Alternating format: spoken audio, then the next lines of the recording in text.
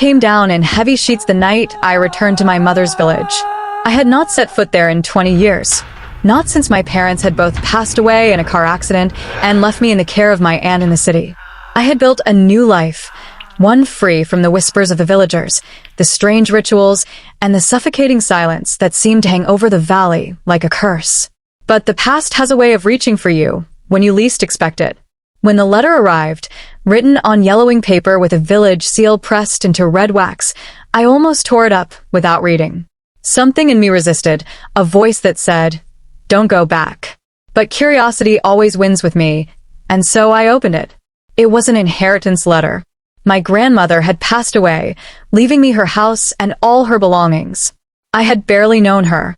She was a stern woman, her eyes sharp as broken glass, and I remembered only that she never spoke much, except to mutter prayers in a dialect even my mother didn't fully understand. My mother used to tell me, "Your grandmother belongs to the Kindred. Don't ask more than that."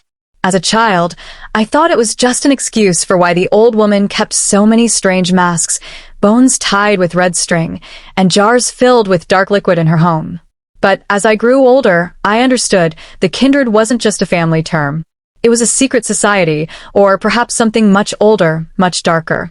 Now, standing in the rain with the keys in my hand, I pushed open the wooden gates of my grandmother's house. The smell hit me first, mildew, old incense, and something metallic, like dried blood. The walls seemed to breathe with the storm outside, the wind sneaking through cracks, the floorboards groaning with each step. I should have turned back that night. I should have left the keys in the mud and run. But I crossed the threshold, and the Kindred welcomed me home. BY morning. The storm had cleared, but the house seemed even darker. The windows were covered in heavy black curtains, the furniture draped in white sheets as if mourning. I wandered through the rooms. Dust lay thick on everything, but there was order, no chaos, no neglect. Someone had been taking care of this place, waiting for me. In the parlor, I found the masks. Dozens of them lined the wall, carved wooden faces, painted with expressions of grief, rage, laughter, and sorrow. Each mask had its eyes hollowed out, black pits that seemed to watch me as I moved. Beneath them, on a long altar, were jars filled with liquid. Floating inside were things I could not name, fragments of bone, strands of hair, something that looked disturbingly like a shriveled hand. I wanted to believe it was all superstition, the remnants of an old woman's obsession. But when I brushed the dust from one jar, I felt the faintest vibration under my skin, like static, as though the thing inside wanted to wake.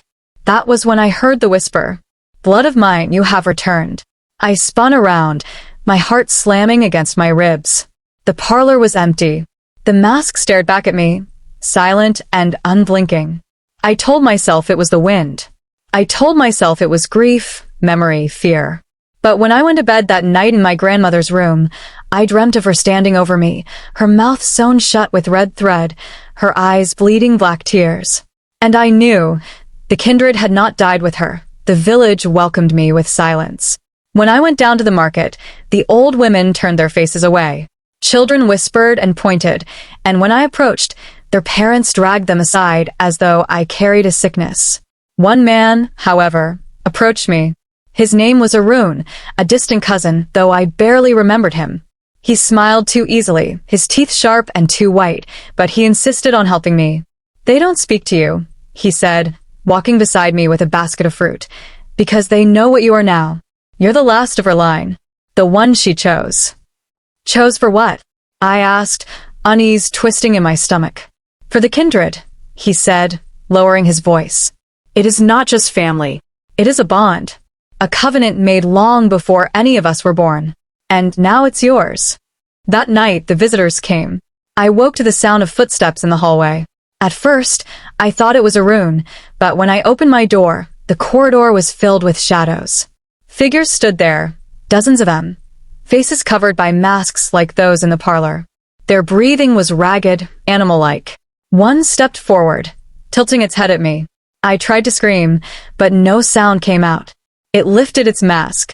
Beneath was my mother's face, her skin gray, her lips sewn shut, her eyes pleading.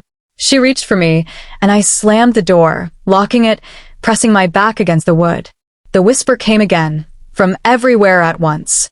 Blood of mine, you cannot refuse us. Days blurred into nights. The house became a trap, each room shifting when I tried to escape, corridors bending back onto themselves. I began to see people who should not exist. My father sitting at the dining table with his neck bent at an impossible angle, my childhood self playing with broken dolls in the corner. I found a rune in the parlor one night, kneeling before the masks. He had cut his palm open, smearing blood across his face, whispering the old prayers I remembered from my grandmother's lips. "What are you doing?" I demanded. He turned to me, his eyes wide and fevered. "They want you. You are the vessel. She kept the covenant alive, but now it passes to you. The kindred live through us, or we don't live at all." I backed away, but the masks began to shudder on the wall. The faces twisted, mouths opening wide, a chorus of screams and laughter rising like a storm. The house was alive, and it was hungry till on the seventh night, I woke to find the red thread sewn across my own lips. I tore it out in a frenzy, blood dripping down my chin, but when I looked in the mirror, I saw not myself, but my grandmother smiling back at me. The voice was no longer a whisper. It was inside me, roaring through my veins. "You are ours now. You carry us. You are the kindred." And in that moment, I understood the truth. The kindred were not just spirits, not just ancestors. They were parasites, feeding on bloodlines, living through flesh and memory. My grandmother had kept them alive. My mother had resisted and paid the price. And now they wanted me. I tried to flee the house, but the gates had sealed shut, roots twisting around the iron bars. The village was gone, replaced by endless forest, faces flickering between the trees. There was no escape. Only inheritance. I sit now in the parlor, the masks watching me. My hands are no longer my own. My reflection shifts between faces. My mother, my grandmother, my cousin, all the blood that came before me.